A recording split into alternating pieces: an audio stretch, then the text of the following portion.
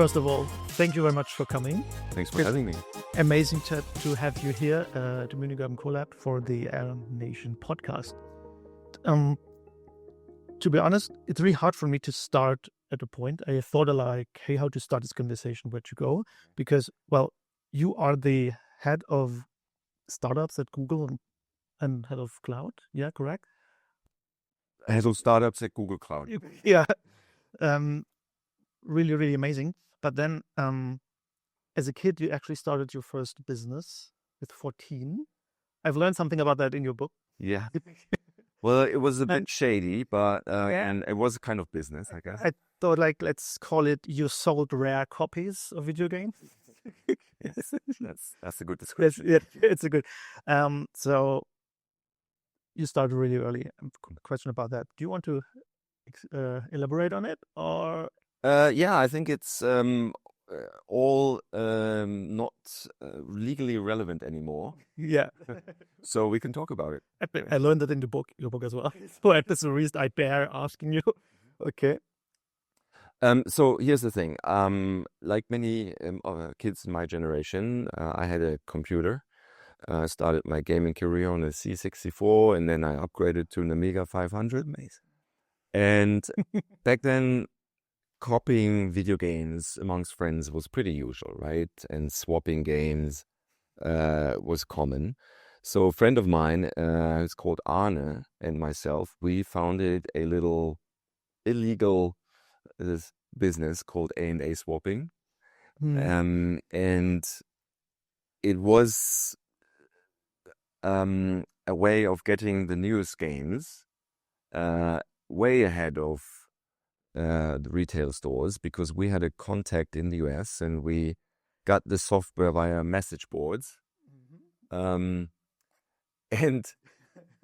at some stage it got so big because everyone at school knew, okay, the new stuff you can get from Axel and Arne.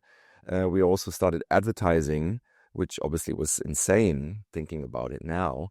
We handed out our business cards in the retail stores that were selling the video games and telling the kids, look, if you want that game, you can have it cheaper.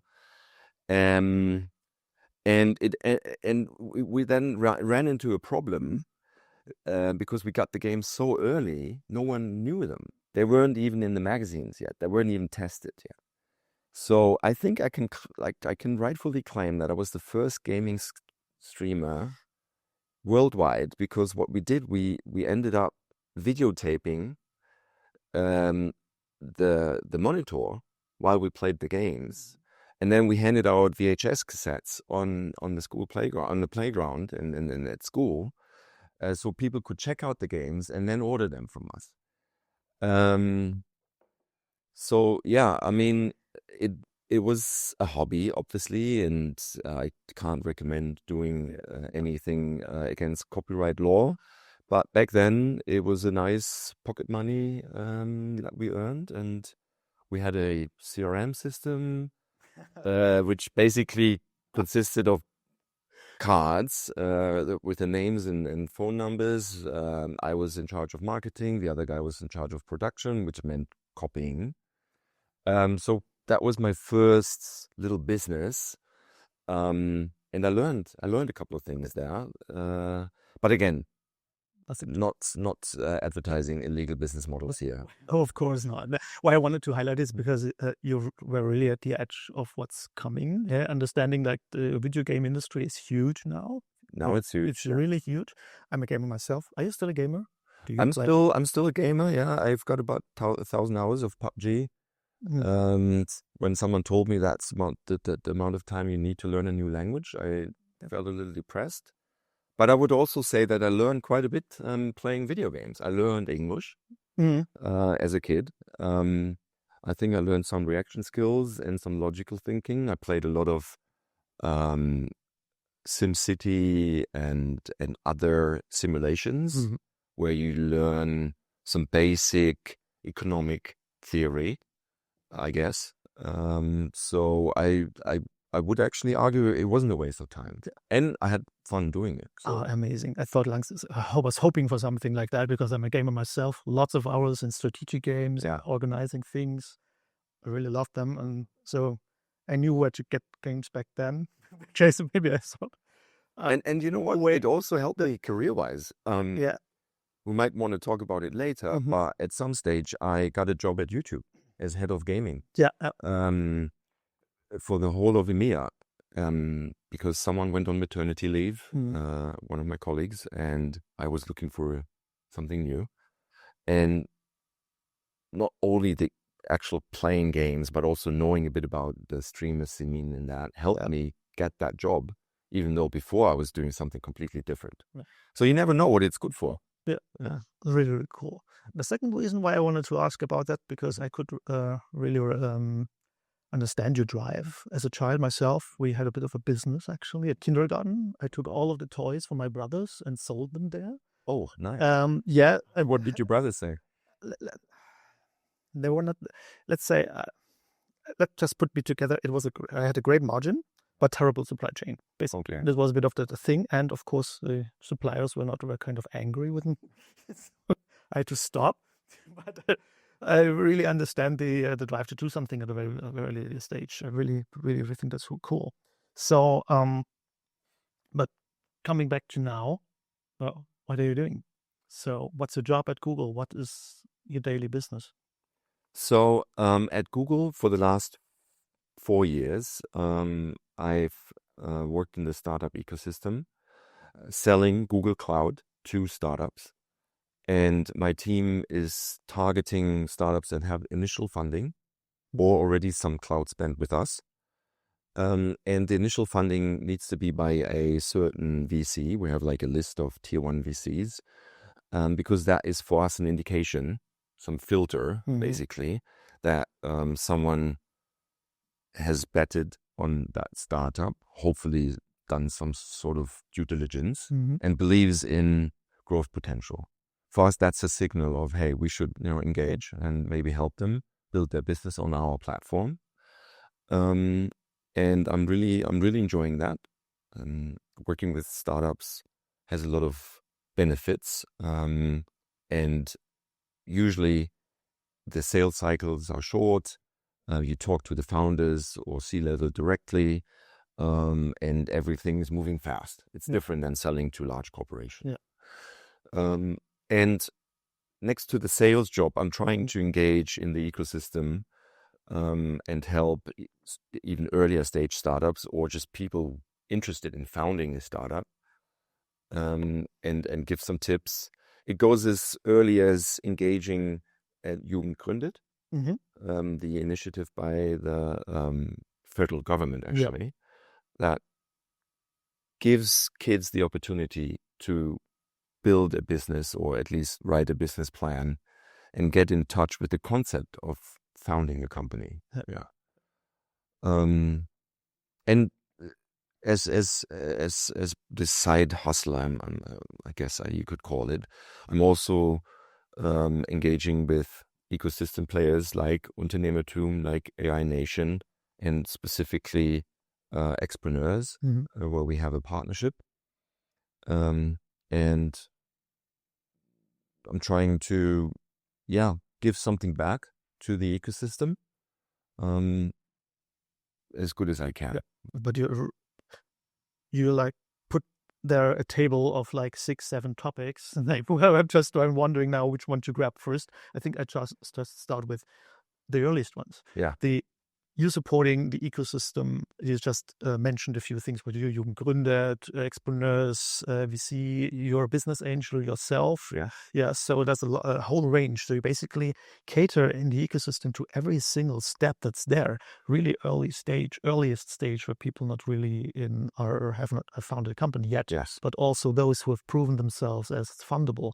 And when I think about it, everything about it has to do with people, with teams. We just mentioned like, hey, there was some pre-screening by VCs when you target startups that you can report in Google, but the pre-screening is usually heavily into the team. Can the team deliver what they promise? So this is super important.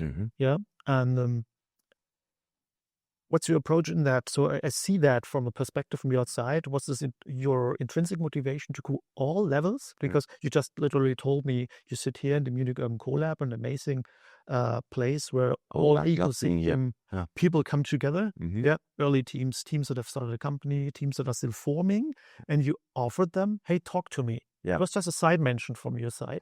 Yeah. And this all tells me I'm here to support one way or the other. Depends on when and what. So, well, look, I try to be close to my customers or future customers. With startups, obviously, you have a lot of turnover. Not every startup is successful, and new startups will hopefully at some stage end up in my book of business. So it's not all altruistic motives, but helping early stage founders also is just fun, right? And even though I've been working in a large corporation for quite some time now, I realized at some stage that, hey, I learned stuff that I can pass on and maybe help others avoid a couple of mistakes that I made or that I saw others make. So at a certain age, I guess, you feel like, hey, I have aggregated some knowledge and experience that others haven't, and contributing to the ecosystem by just sharing your know-how can go a long way. Because I founded 2 companies, and I don't mean the illegal spreading, and I made mistakes there, right? And I think if I had more examples of how to do it or not do it, that would greatly have helped me. And I realized that not everyone has someone in their family that has experience as an entrepreneur. So when a friend asked me, hey, are you interested in writing a children's book on startups? I was intrigued. I thought, okay, that's an interesting idea. I don't think there's many books out there. And it wasn't my idea, obviously. It was Carsten Maschmeyer's idea. And I said, look, this is great. I mean, when do children or young adults have a touch point with the concept of founding a company?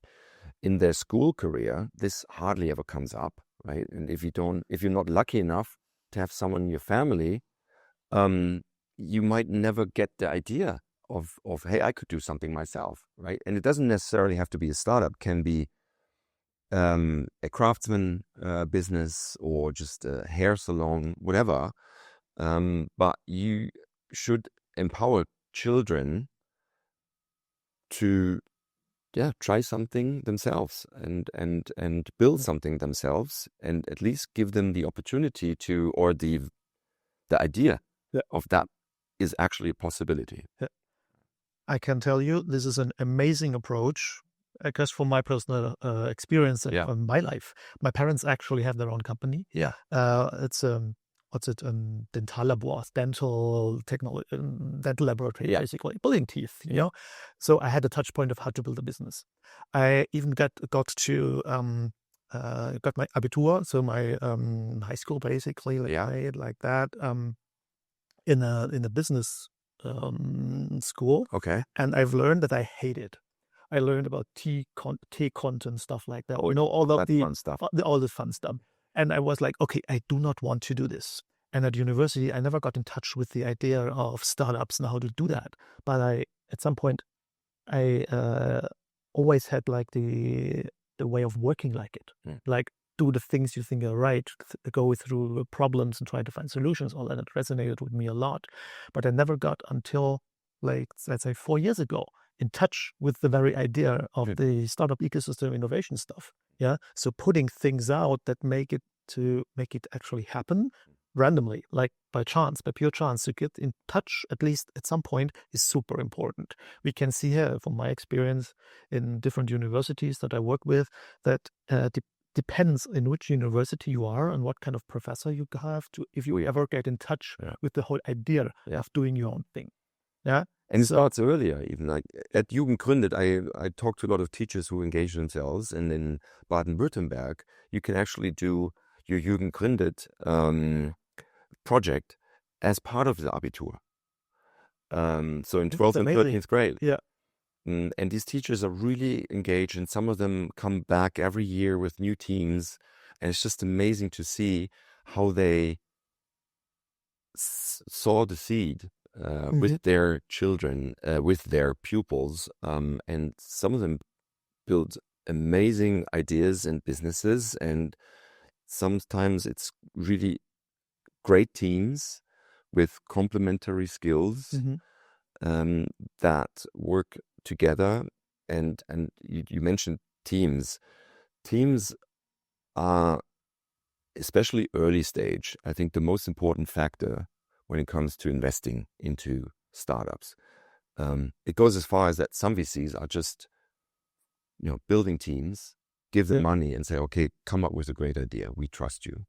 So that's another thing that I've learned over the last couple of years, that complementary teams that bring different skills together are really the secret of success. And I think a great example here in the Munich ecosystem is the CDTM, where students from TUM and LMU come together, business and technology, and amazing startups. And it's a student initiative, right? It's amazing startups have come out of the CDTM initiative, like Personio, like Celonis and others, because you need that cross-pollination between different fields of expertise and know-how. A bit like we do it at the Moonshot Factory, actually, at Google, where different experts come together and try to build moonshots and try out ideas, fail fast, and then move on to the next one. Failure as a business model. Yeah, all of that. Again, 3 topics I'd like to explore. I need to keep in mind. Actually, the Moonshot Factory thing is a really, really important one. But you mentioned something a few minutes ago. You would have loved to learn something when doing your. You would have loved to have some information about how to build a business, I guess, and how I build a startup when you were doing it. Yes. What were your key learnings, things that you think could have been avoided by getting in touch with someone earlier than you did? Also, then connected to it, was it team related?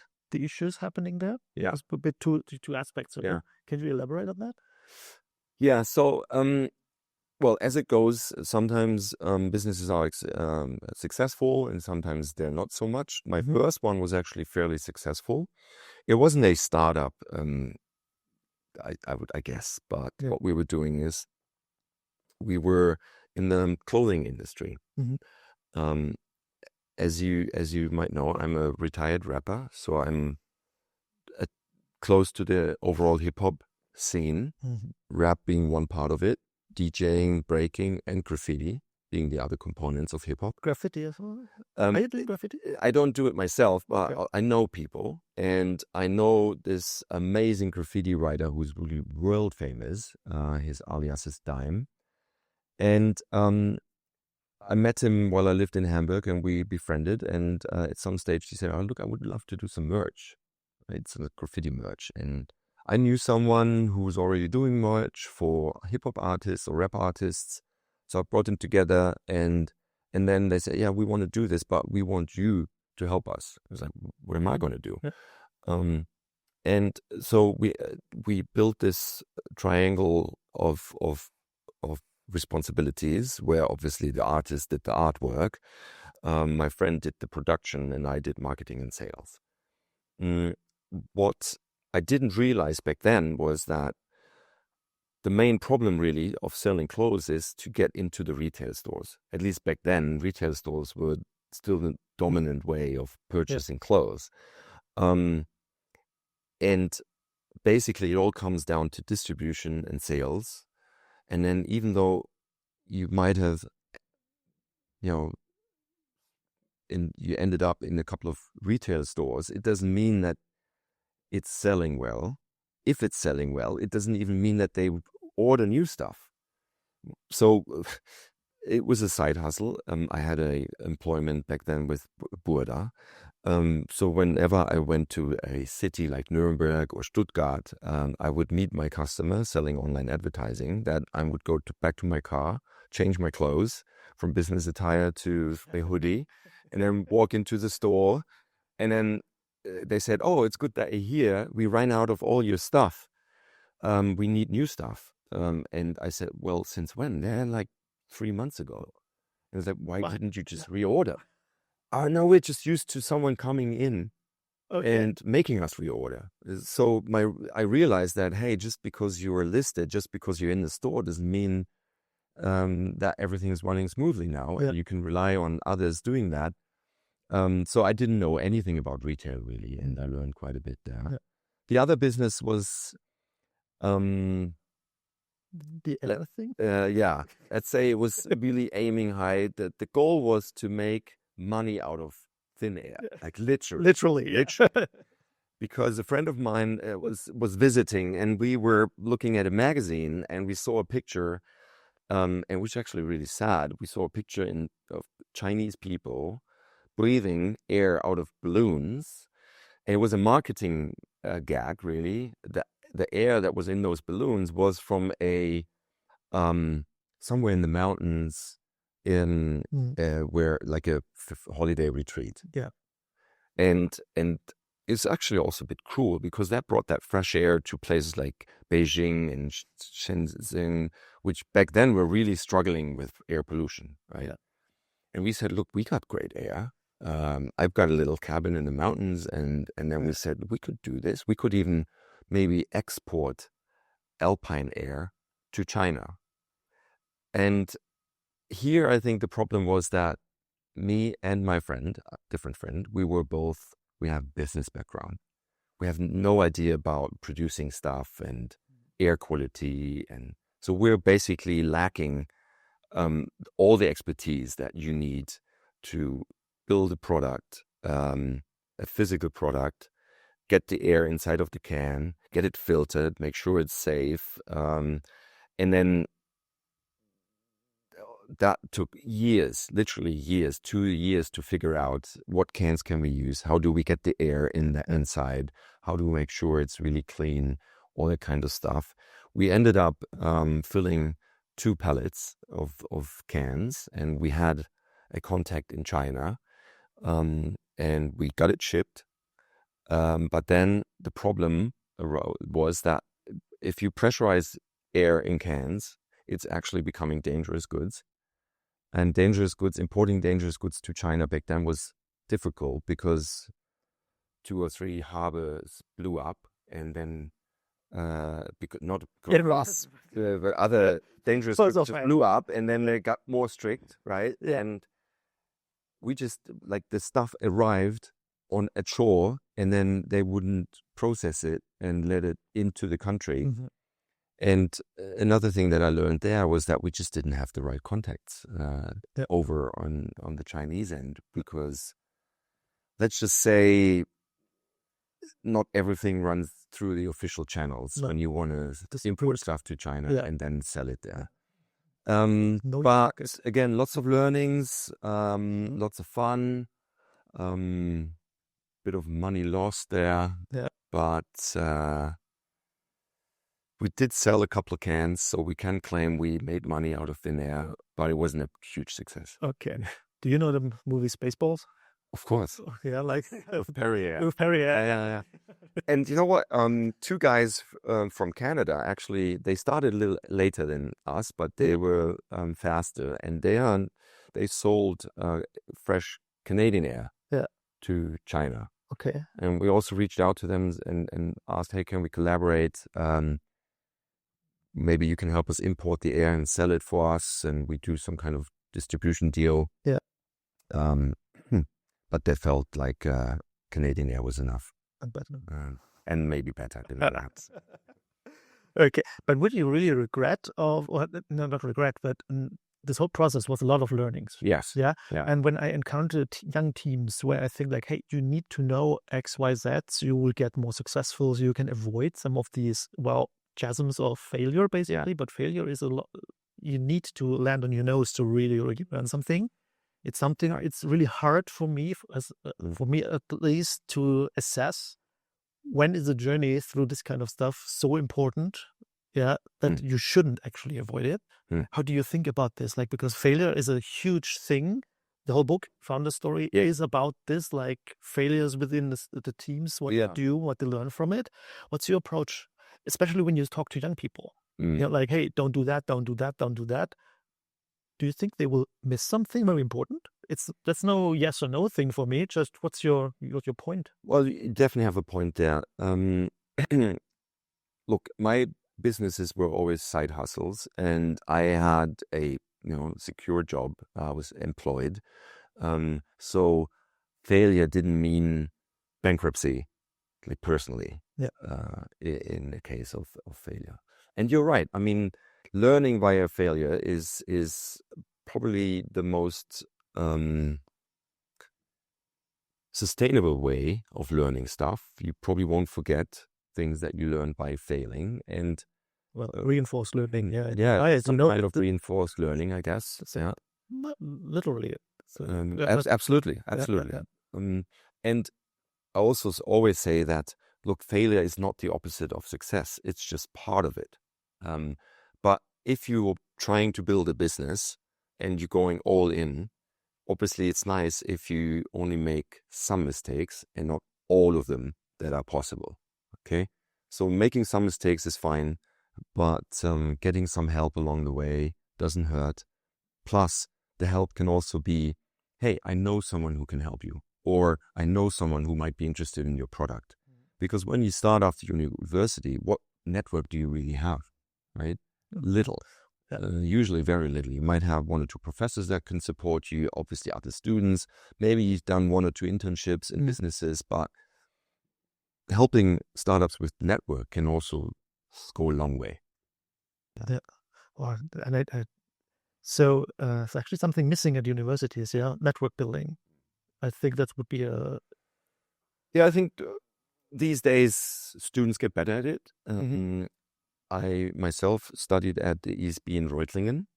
Back then there was no LinkedIn, of course, but now I see every new semester, I think the first thing they do, or within the first couple of weeks, is they get a LinkedIn profile, they set up the profile, and say, okay, I'm with the ESB Reutlingen now. I remember us getting help writing a nice CV back then for applying for internships. Now I see that every student, at least in the business and startup world, has a LinkedIn profile, and that's a good start to network. And maybe there are some courses and classes around networking and how important that is, but it's definitely something that is often underestimated because, hey, you might be convinced I've got a great product, it's probably going to sell itself, but then it doesn't, and then you need people that fit your product, and if you don't know anyone, it's just harder to find these first customers. Yeah. So when you look back, we thought about like you supporting individuals, teams with Jugendgründe, so all the way, and as something as we mentioned, the business angel activities from your side, like you support them literally with money, your private money. True. Yeah. So that means you take a lot of faith into the teams that you can get in touch with. Like network is one way of getting in touch with them. So these teams, I have like 4 user-centric, Suitcase, Himalaya AI, and Mona AI. These are the ones that I found that you're engaged with. Is this correct? Himalaya AI, not sure. Oh, yes, of course, that's Oxolo. And it's renamed. Sorry. It's really hard to actually to be on track with all the names changing and stuff. Yeah. Look, that actually happened by coincidence, but also by knowing the right people. So when I started at Google, I started at a business called DoubleClick. That was acquired a year before I joined Google. And it was a SaaS business model for advertisers and agencies. And it was a platform, it still is, it's now called Google Marketing Platform. It's a platform, it's an agnostic platform, no matter whether you buy ads on Amazon or Meta or Google or even Spiegel in Süddeutsche, you can use DoubleClick or Google Marketing Platform to buy these ads on different platforms. So I was fairly knowledgeable in the ad tech space. Ad tech with an A, not with an E. Yeah. And a friend of mine was working for a VC company. And every now and then he reached out and asked me to do an expert call of a potential investment. So I did a couple of those, and then I did one that was definitely special because it was with Usercentrics. And what you have to know is that the founder of Usercentrics, before that, he founded Intelliad. And that was my fiercest competitor in Germany when selling DoubleClick. Yeah. Because we had a product called DoubleClick Search, and Intelliad was doing the same thing. And Germans like to buy from Germans, so Intelliad had a huge market share. Yeah. And it was giving me such a hard time. So I knew from the start that the founder of Usercentrics is pretty good at building businesses and selling his product. So that was number one. And then first time ever I met this guy, because I always only met his tool competing with mine. I never met the founder. So I said, look, Misha, to get this out of the way, no hard feelings about Intelliad. Now I'm talking to you about Usercentrics. Let's have a look at what you're trying to do. And I realized pretty quickly that the product they are building was a solution everyone would need, because they were building a GDPR solution. Yeah. Before GDPR was a law in effect. But I knew that we were building something for ourselves at Google. But I also knew that we wouldn't build something for customers, because I think that would have caused a couple of issues collecting that kind of data as well for others. So sure. I ended up telling my friend at that VC, look, great team, good founder, great idea. Everyone's going to need it. If I were you, I would invest. Yeah. And it's complementary to all that ad tech stuff that I'm seeing out there. So do it. And then I didn't hear anything back for a couple of weeks, and then he called me and said, look, we're going to invest. Thanks again for your help. And one of the angels dropped out. Thanks for joining us for the first part of this episode. We hope you enjoyed the discussion so far. If you're ready to keep the conversation going, part 2 is already available right here in the playlist. We appreciate you listening, and we can't wait to have you back for the rest of the story.